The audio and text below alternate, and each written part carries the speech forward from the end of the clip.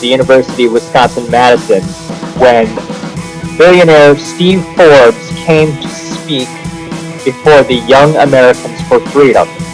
A group of Marxists had a counter-protest outside. In attendance were also members of Antifa. Far right-wing internet provocateurs came to film and disrupt the event, and also some libertarians were there on their own just to observe the event. This is some of what happened that day. Steve Forbes is coming to campus today, and he's got some ties to some pretty serious white nationalists. Well, actually, Young Americans for Freedom, the organization that he is being brought in by, has a bunch of ties to white nationalists. Two of their national board members have supported white nationalists in the past, and we are standing up and saying absolutely no. Get these people off our campus and get their disgusting ideology off our campus. Capitalism is violent. Socialism is the idea that workers control what's being produced. And so you have democracy not only in voting for the president, every once in a while, right? We should be able to vote more often, have more methods of accountability in the official politics. They don't see color. That again is ignoring the privilege that they have in America. And that is something that is very detrimental and harmful, as you know. And by the way, if anybody wants to chime in on a question, I'm not the master of the microphone. Y'all can answer the thing. Huh? I have a question. I'm curious about something that you said before. You don't mind? Yeah. You talked about the difference, the distinction, the dichotomy, that is to say, between a naive racist and an overt racist. Correct. Now, I've actually had a similar idea, but I traced it a little bit differently. If we go back 100 years or so, that was the dawn, as most people know from their American history classes, the beginning of the progressive movement. Hey y'all, you got 15 minutes until the work starts, and you don't want to wait till it gets like 5 minutes long. Yeah, sure. So it traces to the progressive movement. The progressive movement, as we should know, it actually was very instrumental here at UW-Madison, if not the University of Wisconsin system at large. We have people like Dewey, so on and so forth, who are instrumental thinkers in that. Now, as I'm sure you know as well, these people like Dewey, who's the guy that did the national parks? People like Theodore Roosevelt, Woodrow Wilson were over racist, as you would say. No, this isn't Lovian. This is how. Oh, I'm sorry. Besides, fine. Simple. Progressives are progressive ideology, that is to say, American progressivism, is inherently racist. It inherently will line along a hierarchy between the races. I was actually So how is that? I wasn't done, because I make the point between racialism, which is something that is taught, and it was taught in many schools and throughout history, throughout like the past 100 years, and that kind of leads to what you were talking about, which is the naive racism. Versus the race, what I would call the racist, which you would say an overt racist, namely. And so I think that we should stand against progressive ideas of collectivism and treat people as individuals, so as to make sure that we don't buy into this bullshit. I guess for me, hierarchy of the races. I guess for me you're gonna have to elaborate on exactly what is the progressive. No platforms for fascists! Oh, I hate the old right! Oh, God! Not a fascist. Fucking hate fascists. Burn the bricks on you. What do you guys think about capitalism? Comment at all. No comment at all. No? Okay with that. I just have no comment at all. Capitalism violence?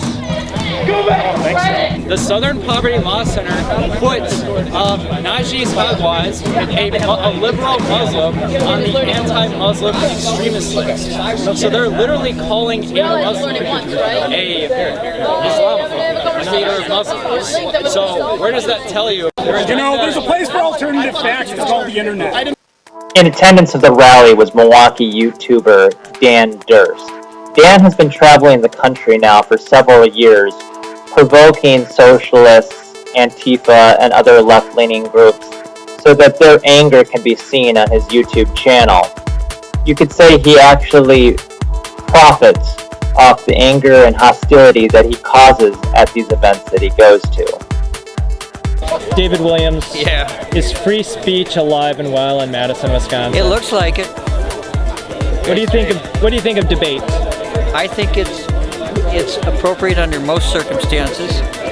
You know, I wouldn't debate with people who are carrying out a lynching, you know, or beating up workers or beating up trans people, or, you know, that's not the moment when you have a debate. You know, but I think at other times, we, the left, we're at an extreme disadvantage in this country. You know, the capitalists control the media, they control governments. You know, they have every reason to want to suppress free speech. So I do think we have to bend over backwards, you know, to respect the free speech rights of people. I didn't want to say that. And even though there were plenty of Marxists and right-wing provocateurs and Antifa yelling at each other, you could find these moments in it where people of the libertarian nature and people of the socialist nature were having meaningful debates with each other. So that's where, yeah, you know, we agree. There was systemic racism in the dawn of the 20th century, right? Especially. And what I would argue is we tried to do a lot, I mean, you know, the United States largely, to come out, but then those ideas stay within people. They stay within, you know, what's it called, barroom talk, you know, they stay within different types and so on and so forth. And so it's a process, right? You know, that's the point of philosophy of inquiry. We're supposed to inquire into these things and use our logic and our reason, which we fundamentally share. And this is another difference between Marxist thought and individualist thought, because Marx thought that there's actually no way that we can communicate. Mises coined it a polylogism. Right. So it's this idea that we are fundamentally different on a basic level, based on the nature of our different classes, namely race. You know, I don't know that person. I have no idea who that individual is. It was more than one person. It was a gang of fucking So wait, I'm sorry. What makes him specifically alt-right? Excuse me? Steve Forbes. Yeah, we're doing an interview. Can we? Yeah. So no, you put a blanket statement. What makes him alt-right? So what's the biggest deal? Well, what exactly makes Steve Forbes alt-right? That's not what we were talking about. This is a capitalism event. So what makes Steve I'd Forbes? rather not. You know, and your hatred of fucking women. Right.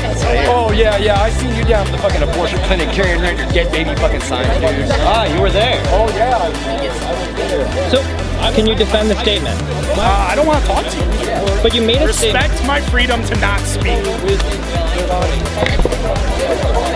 He's speaking at an event hosted by the Young Americans for Freedom, which the Southern Poverty Law Center has listed as a hate group. Okay, but the Southern Poverty Law Center has also labeled the Nation of Islam as a hate group. So is the Nation of Islam a hate group? You know, I think it's up to, you know. Yeah. I personally don't view them as a hate group, but I'm sure there are other people who do, and I think SPLC offers a lot of, you know, a good resource to see which groups they have that have a history of violence amongst their members. So is the Nation of Islam a hate group? I don't believe so. Okay, so the Southern Poverty Law Center is wrong some part of the time? I disagree with their statement that... Are you filming me right now? Yeah, I am. All right. I caught you. Do you all regularly read Forbes' publication and website? I do, and I'm actually a pretty big fan. But one thing that Forbes does pretty regularly on his site is that he has editors who talk about how violent capitalism is. Did you know that? Did you know that Forbes himself has a publication in which he discusses the violence of capitalism? So who doesn't think capitalism is violent? Anyone? Anyone still wanna? All right, so that's why you're not at the Forbes event, right? Because you're like, man, that Forbes dude, he doesn't understand just how not violent capitalism is. He's not extreme enough for you. He's not ride or die enough about capitalism for you. What do you think about capitalism? You need to own that home, right? It has its pluses and its minuses. Things because I can share them with you. And yeah, you're right. That means I have to she has some good solid arguments, but don't and at the same time, she also has some pretty stupid damn arguments. We got right now, I work for a living. Slowly over generations, When I work for a living, the puts a idea roof over my that we head. need to constantly kind of create Because if I these don't work boundaries for a and living, borders I don't about get a who roof gets over my to head. live and who I've been gets to homeless. use I what, like being who gets homeless. access to It this sucks. public education. What years did you Can't we serve? agree that the world is better when I share this 79, mic with you so we can both. You don't need to get on board with my, gay automated space communist utopia. You don't need to get on board with that, Miles. That's cool, right? But what you do need to get on board with is saying, don't you think there's something wrong when we can't feed everyone when we have enough food to do it? That's all I'm asking. Voluntary interactions with other people. Woo! What? The way that violence gets brought into that is when a third party, aka the government, gets in between those two people in their voluntary interaction and says, we will determine how that interaction goes, whether that's through taxation or deciding who you can and cannot sell to. So the case was made before. What? I can't hear. KKK was not a governmental organization. That was a Democrat organization. Let's talk about the KKK. Yes, so who if doesn't you, know that? so the example was given earlier. Democrats. You have a store. Let's say it's a donut shop, and openly KKK members come in and they're dressed full in their robes. Should you have to sell to them or not? Let me answer, and then I'll give it to you. Capitalism says that because it's a voluntary interaction, you don't have to do business with anybody that you don't want to. So when you see these people that you maybe ideologically disagree with or think are just terrible people, you can say, no, this is my private property. I do not need to do business with you, and they can leave. The fact that they could be starving or something like that, you have no way of knowing because that's a value that's subjective only to them. Yeah, let's get some claps. That man just came up here unprompted and clapped. So yeah, let's talk about that. Thanks for watching, everybody, and if you want to help support more videos like this, please go to the PayPal link attached and donate $1. Thank you.